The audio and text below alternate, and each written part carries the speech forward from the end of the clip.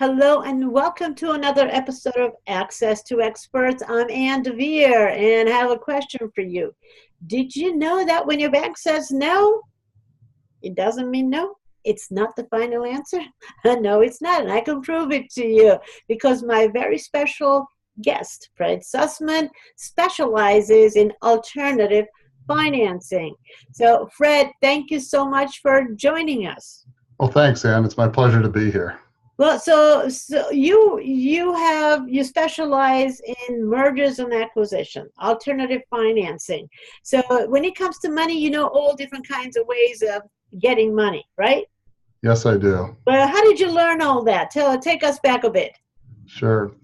Quick history. Educationally, I have BS in business and an MBA in finance. Practically, I have over 35 years, 8 years in corporate America, first in the aerospace and tech industry. And then I turned 30 and decided if I didn't start out and jump onto my own and build value in my own business, I probably never would. Wow. So I made that transition. Started my first business, an IT consulting firm, and built that up to just under 200 employees in a few years and sold it to a public company. Stayed with that company as a vice president in their mergers and acquisition group, and led the purchase and integration of $700 million worth of businesses over a couple of years. Left there and went back to my passion, building businesses. So since then, I've built, financed, and sold 4 additional businesses, a couple to public companies where I stayed on in key roles. And now what I do, along with my team, is focus on helping other business owners build value for what they've put into it. Well, I'm so glad you do that because we all need that help. I'll tell you, we're so good at what we do, but when it comes to financing, banks scare us, and you're telling us don't be scared because banks don't always mean no. Or there's alternatives. So let's talk about it. Let's bring some clarity into that. So what do you mean when banks say no, it doesn't always mean no? Well, so when the bank says no, it's time to get creative and think beyond the bank. Banks are regulated institutions. They have a lot of rules they have to live by. So you need to think, how do I get around the rules? So there's all kinds of specialty lenders out there, and people who look at assets for asset-based loans, cash-based loans, purchase order loans, leasing. If you can think of a criteria, there's probably a lender for it. Well, simplify this for us. Okay, give us an example how if they went to a bank and all these alternative ways, had to appear, if you will, to continue. So can you give us an example of how that works? Sure. So let's say, for instance, you wanted to. Your business was growing. You've been running at a pretty, relatively stable rate. But all of a sudden you had a growth opportunity with lots and where you would increase your revenue significantly.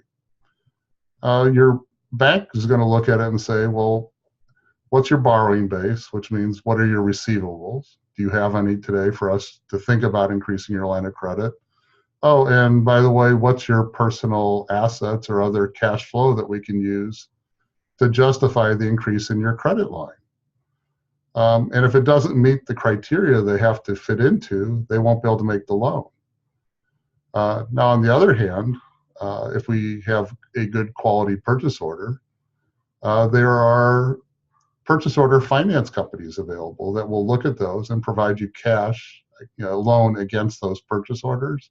Mm-hmm. So you can pay your suppliers and have the cash flow to fulfill those orders. And then there's specialty credit line lenders who will loan against an invoice, again, providing additional cash flow much more quickly than a bank will. And what that does is it provides virtually unlimited sources of cash to grow your business outside of a bank. And that is lots of businesses grow very, very quickly that way, much quicker than they could through conventional bank financing. Okay, can you give us an example of somebody you worked with that that scenario applies? Sure. So there was an LED lighting company that had this exact scenario. They had been running around $3 million worth of revenue, and they had an opportunity to grow significantly, in over, to, 15, 20, $30 million a year. Couldn't meet the bank criteria. So again, a purchase order lender stepped in, provided them financing against their purchase order so they could pay their suppliers. The credit line lender, Factor, stepped in to finance the invoices as soon as they invoice their clients. And now what the result is, that business is going to exceed 20 million in revenue in 2018, with profits growing commensurately. Wow. So that, love it. Love it. I love the, as you were describing, I'm like, okay, freedom, power, because, as a business owner, we do get opportunities and we're like, oh, I can't really, I can't fulfill that order. Then like, yes, we can, so come and see Fred, right? That's it. We definitely will be looking for you. So, Fred, thank you so much for joining us. But before we go, I understand you have a gift for our viewers. Yes? Yes, I do. If our viewers will look at the bottom of their screen, there's a link to a white paper that we have on alternative lending, where they can download that and learn everything there is to know about the subject. Perfect. So we get to have even more information, and we're getting that white paper. We will also know how to get in touch with you should we need some additional assistance with it, which I think we're going to be needing, because I'm already thinking of different ways that I could be actually growing my business even faster through alternative financing. So again, Fred, thank you so much for joining us. Really appreciate you coming on and sharing your wisdom and your experience with us. Thank you. It's been my pleasure.